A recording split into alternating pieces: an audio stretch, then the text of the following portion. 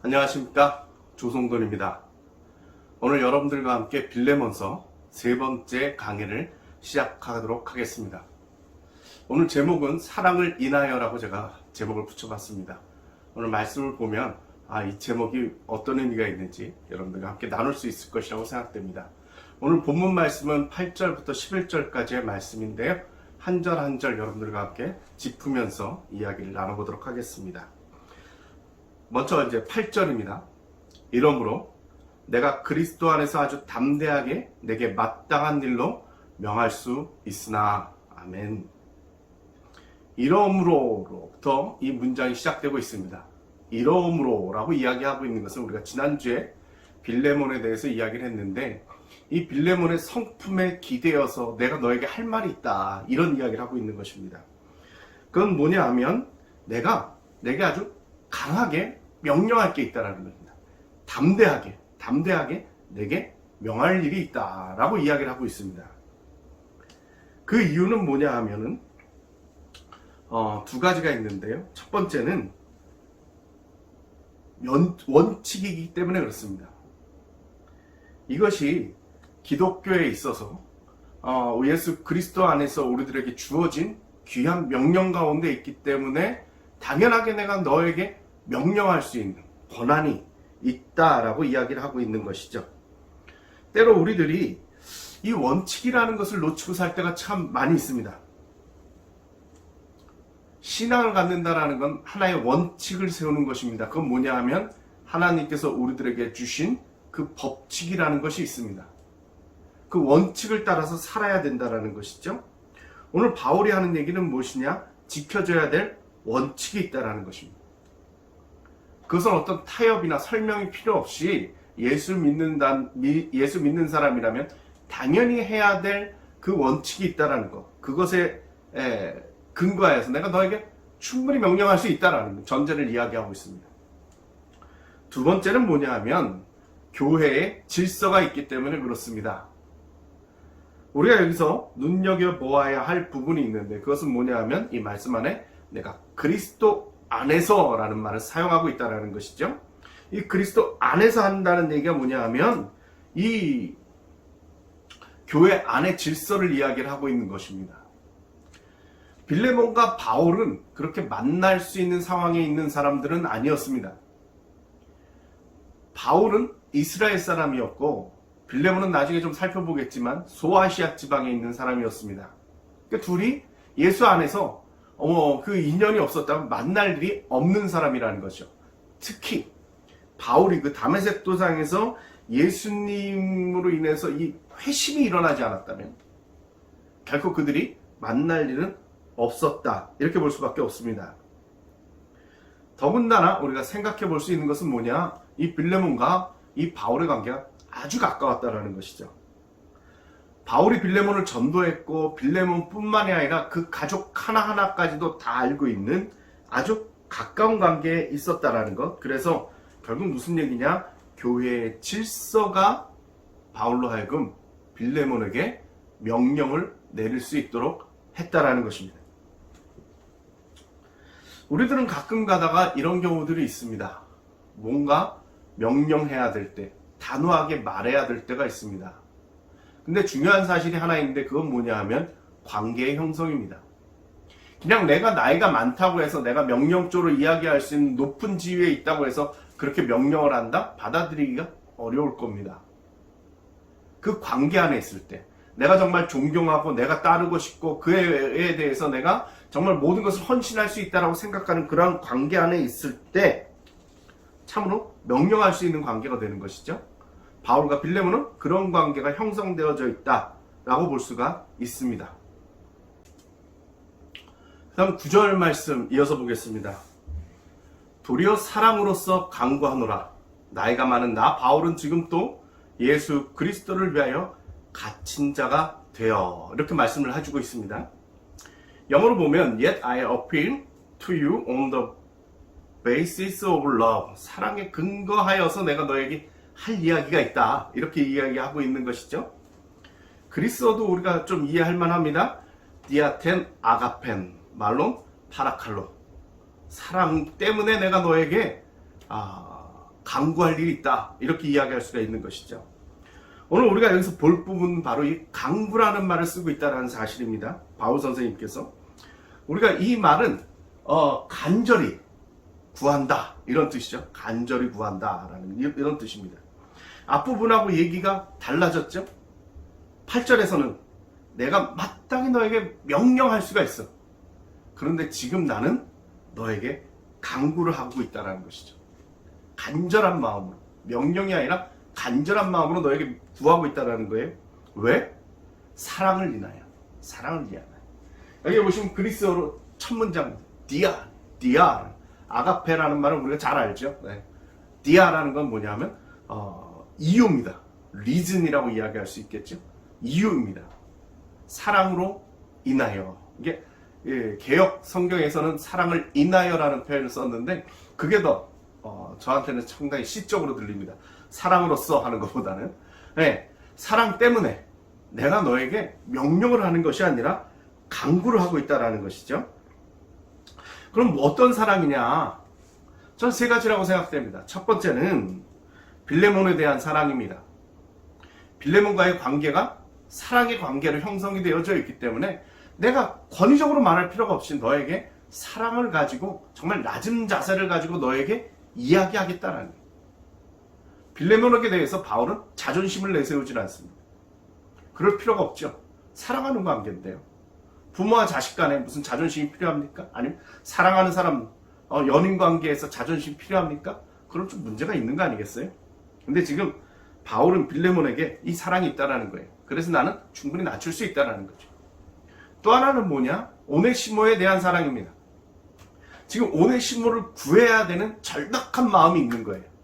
이 절박한 마음 때문에 오네시모를 사랑하는 그 마음 때문에 바울은 명령이 아니라 간절함으로 변했습니다. 내가 지금 사랑하는 사람이 잡혀가고 있는 판국에 지금 죽을 수도 있는 이 판국에 내가 점잖게 명령 들을 수도 있고 안 들을 수도 있고 이런 개념이 아니라는 것이죠. 세 번째는 예수 그리스도에 대한 사랑입니다. 내가 예수님을 사랑해요. 그 예수님의 그 원하시는 바가 있어요. 그건 뭐예요? 오네시모를 구하는 것입니다. 그리스도 안에서 한 형제된 이 오네시모를 구하는 것이 바로 예수님께서 원하신다라는 것이죠. 그렇다면 내가 할 수 있다는 거예요.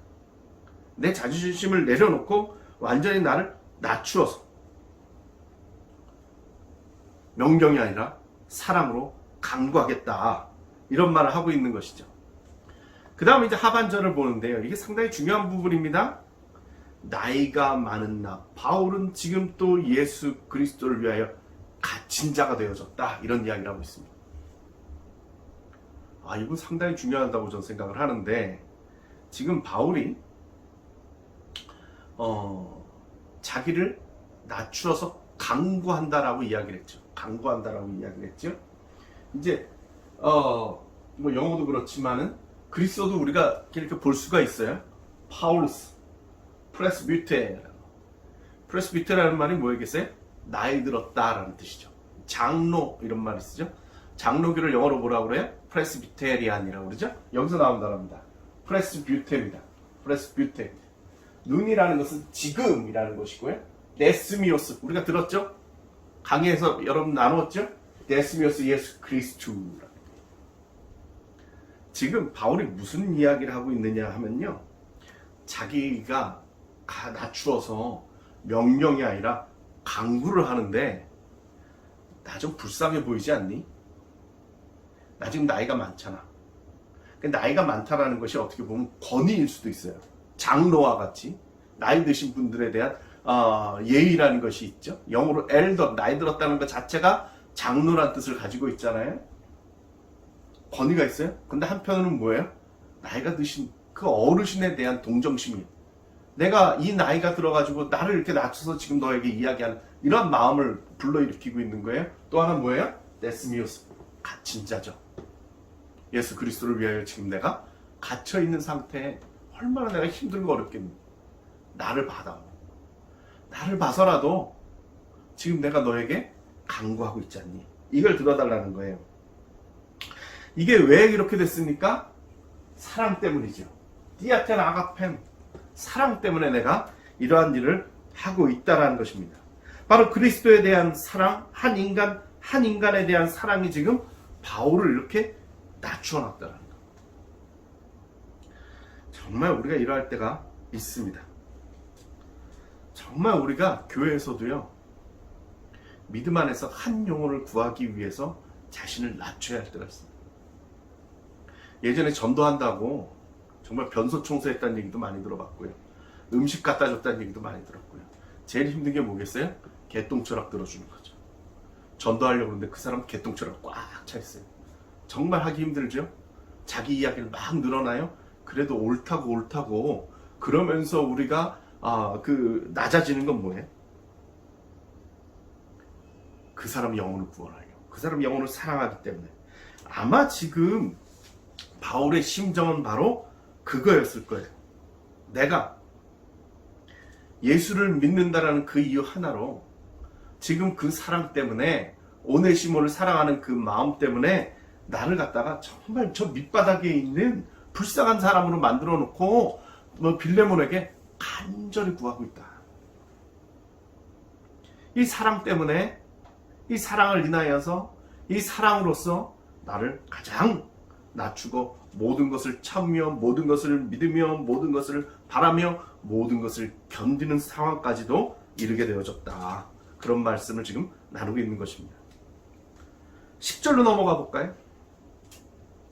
바울이 드디어 오네시모의 이름을 올리기 시작했습니다. 지금 빌레몬서 전체에 딱 중간쯤에 올라와가지고 이 순간에 와서야 지금 빙빙 둘러서 지금 빌레몬의 이름을 시작했습니다. 왜 그렇겠어요? 빌레몬 본론부터 이야기 시작하면, 오네시모 이름을 처음부터 시작들면 빌레몬이 화를 내고 안 읽을까봐 제 생각이래요. 마음을 녹이고 빌레몬을 칭찬하고 너 정말 훌륭한 사람이라고. 그러고 나서 어떻게 했어요? 나를 낮췄어요. 나는 이렇게까지 어려운 상황에 내가 부탁 하나 해야 되는데 너 들어줄 수 있는 거 아니겠니? 그러고 나서 지금 오네시모 얘기를 꺼내는 거죠.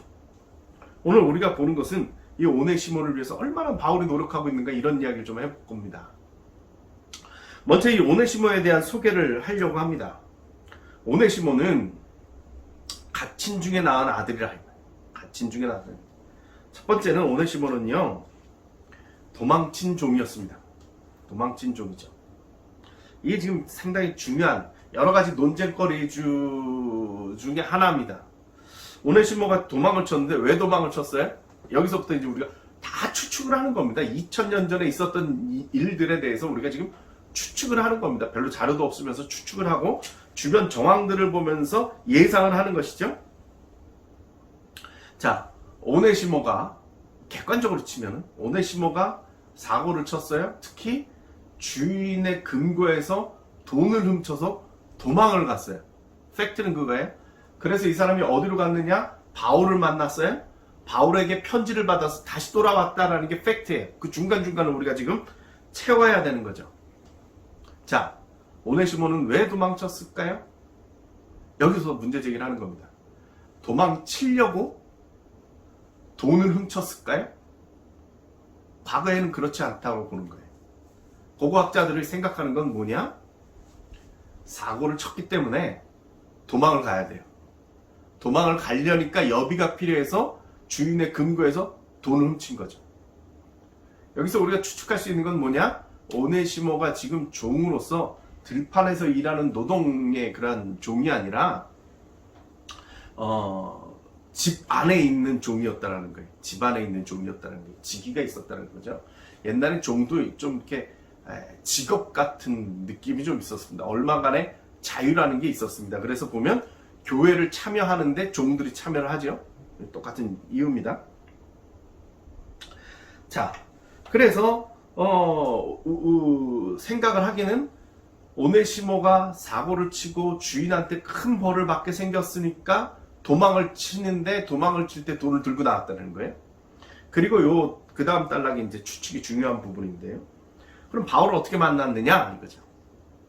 그동안 그 학설은 뭐였느냐 하면요, 로마로 도망을 갔는데, 대도시인 로마로 도망을 갔는데 거기서 또 집어를 개주지를 못하고 나쁜 짓 하다가 돈 훔치다가 또 걸려가지고 감옥에 들어갔는데, 감옥에 들어갔더니 바울이 있더라.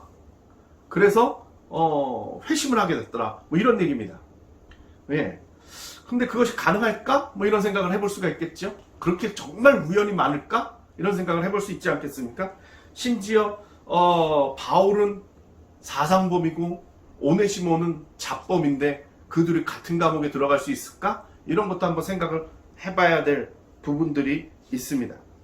근데 고고학적으로 이렇게 보면은 무슨 이야기를 하느냐 하면요, 과거에는 도망친 종들이 주인의 지인에게서 사명 권고 글을 받아가지고 편지를 받아서 다시 주인에게 돌아가는 경우들이 꽤 있었다라는 거예요.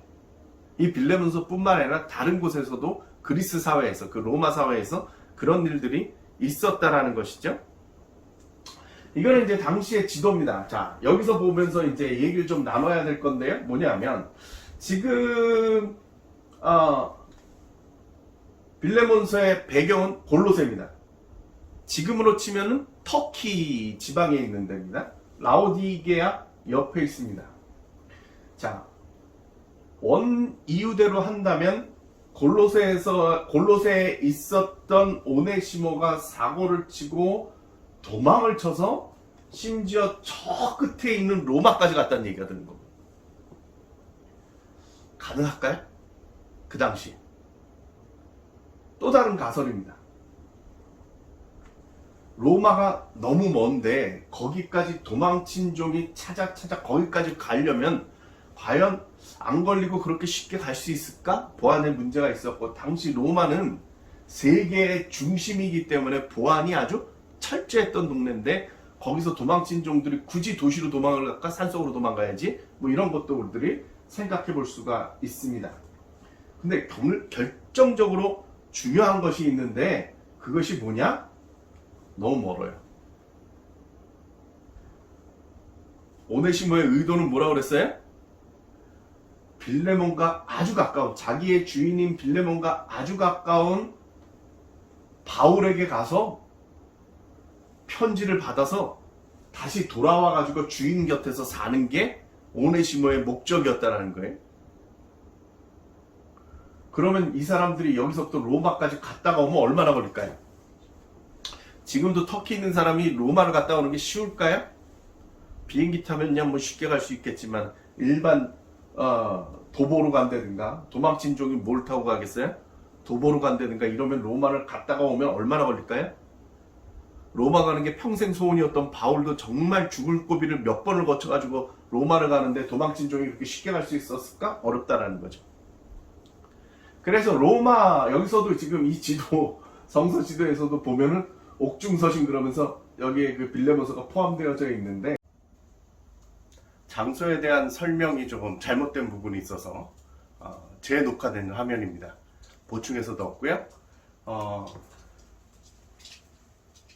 학자들의 의견에 의하면, 최근 의견에 의하면 바울이 갇혔던 그 감옥이 로마가 아니라 그래서 에베소라는 이야기를 하고 있습니다. 에베소는 지금 오네시모와 빌레몬의 이야기가 되고 있는 골로새에서 약 한 170km 정도 떨어져 있습니다. 그래서 걸어서 한 8일 정도 걸릴 것이다 이렇게 이야기를 하고 있습니다. 이것이 중요한 것은 오네시모가 에베소까지 가서 편지를 받아서 다시 올 수 있을 만한 그런 생각을 가지고 움직일 수 있는 거리였다라는 것을 보여주고 있습니다. 그렇게 보면 이 편지는 아마 53년 AD 53년에서 55년 사이에 쓰여졌을 것이다 라고 우리들이 예상할 수가 있는 것이고요. 덕분에 오네시모는 갔다 와서 용서를 받죠. 그리고 에베소 교회의 주교가 됩니다. 예. 에베소 교회는 여기 있습니다. 골로새랑 가까운 곳에 있죠. 소아시아에 있습니다. 지금 터키 지역이죠. 예, 이쪽에 쉽게 얘기하면 담임 목사가 됩니다. 주교가 되죠. 그리고 나중에 로마까지 가가지고 순교당하는 일이 있었다고 합니다. 에베소 교회는 많이 들어보셨죠? 에베소서가 있죠. 그리고 여기가 대단히 중요한, 바울의 그 교회 쪽에서는 상당히 중요한 교회입니다. 누가 초대였느냐 하면 디모데입니다. 바울이 가장 아끼는 제자가 누구예요? 디모데잖아요. 그 디모데가 목회했던 곳에 두 번째로 오네시모가 올라가서 주교가 됩니다. 상당히 존경받는 인물이 되어졌다라는 것을 우리가 볼 수가 있습니다. 자, 이것이 바로 하나님께서 만들어 놓은 놀라운 섭리라고 할 수 있겠죠. 종이 한 사람으로 인해서 변화받고 예수 안에서 갇힌 자 중에 나은 아들이 되어서 주님께 쓰임받아서 나중에 교회사의 위대한 인물이 되어졌고 하나님 나라를 위하여 쓸모있는 자가 되어졌다는 것 상당히 중요한 부분입니다. 자, 그 다음 갇힌 중에 얻은 믿음의 아들이다 이런 얘기가 나오고 있죠. 10절에서 보면 저는 이게 상당히 중요한 부분인 것 같아요. 제가 그 설교문을 써놓은 게 있는데 오네시모는 자신이 갇혀있는 상황에서 즉 자신이 가장 힘이 들고 위기에 처해 있고 괴로움을 당할 때 정말 이루어질 수 없는 상황 속에서 전도가 되어서는 든든한 신앙자가 된 것입니다. 그래서 바울은 그를 자신이 직접 낳은 아들이라는 표현을 썼습니다. 제가 생각할 때 참 바울은 이 오네시모를 바라볼 때 기쁨이 넘쳤으리라고 믿습니다. 그냥 전도한 게 아니죠. 옥에 갇혀있는 상황이었습니다. 당시 옥에 갇혀있는 상황 속에 사람들이 수발을 들 수가 있었어요. 그러니까 지금 생각하는 것처럼 철창에 갇혀있다기보다는 뭐라 그러죠? 그 가택연금 수준, 감옥이라고 하는 그 지정된 장소에서 가택연금 수준으로 사람들이 오고 모여가며 도울 수도 있는 그런 상황이었는데 그 가운데서 오네시모가 찾아와서 정말 악한 종으로서 찾아와가지고 의도를 가지고 온 사람이었는데 바울 옆에 있다 보니까 이 사람이 예수를 믿게 됐어요. 바울이 전도를 한 거예요. 그리고 말씀으로 가르쳤는데 이 사람이 똑똑했던 것 같아요. 그래서 발전을 해요. 그래서 주격가부로까지 성장을 한 거죠. 이 과정을 지켜본 자기의 가장 힘든 상황 속에서 가장 좋은 열매를 만들어 놓은 그 오네시모를 바라볼 때 바울의 마음이 어땠을까? 라고 생각을 해보면 지금 그 바울의 심정이 우리들이 이해가 되지 않을까라는 그런 생각 해봅니다. 자, 그 다음 11쪽으로 넘어가겠습니다. 여기서 재밌는 얘기가 나오는데 뭐냐면 그가 전에는 내게 무익하였으나 이제는 나와 내게 유익함으로 라는 말씀이 나옵니다. 이게 말장난입니다. 오네시모가 그리스어인데 뜻으로 볼 때에 유익하다 이런 뜻입니다. 종이기 때문에 이런 이름을 붙인 것 같아요. 주인들이 그 종으로 써보니까 저놈 참 쓸모가 있다 라는 뜻에서 오네시모라고 이름을 지어준 것 같아요. 그 비슷한 뜻이 이겁니다. 유크레스톤. 같은 단어는 아니지만 같은 뜻으로 유익하다라는 뜻입니다. 자, 그리스어는 저도 그리스어 잘하는 편은 아니지만 포테, 과거에는 소이라는 건 너에게라는 뜻입니다. 너에게 아크레스톤 했다. 아라는 뜻이 뭔지 아시죠? 반대된다는 뜻이죠. 안티 뭐 이런 뜻입니다. 반대된다는 뜻입니다.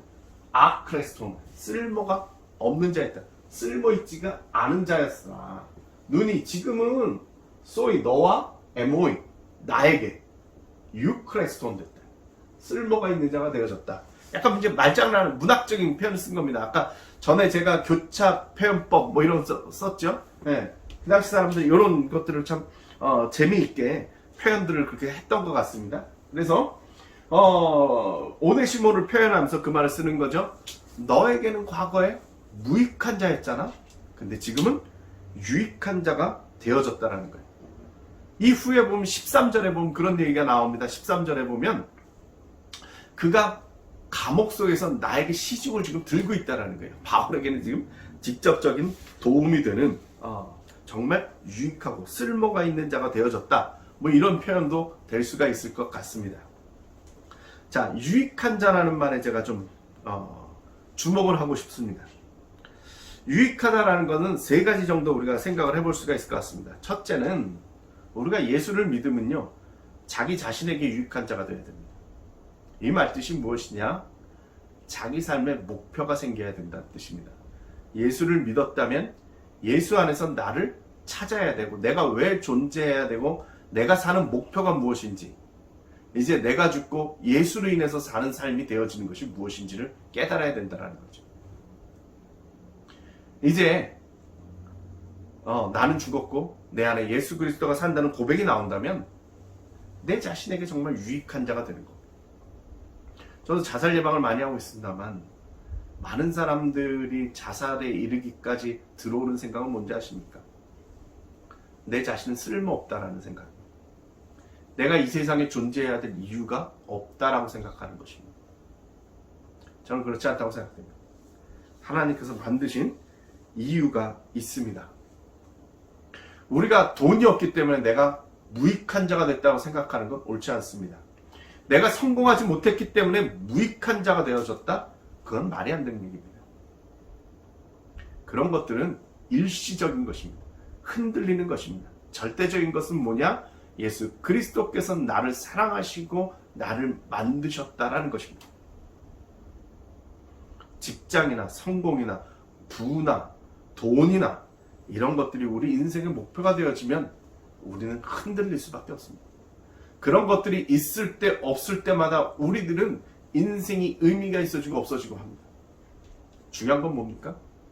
우리 인생이 그리스도 안에서 유익하게 되어질 때, 내 삶의 목표가 그리스도 안에서 붙잡힘이 되어졌을 때 우리 인생은 나는 내 인생의 유익한 자가 될 수 있습니다.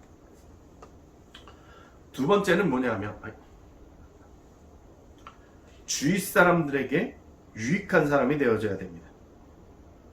우리가 예수를 믿으면 내 심성이 좋아지고 내 삶이 헌신적이 되고 희생적이 되기 때문에 다른 사람들에게 유익하게 되어질 수밖에 없습니다.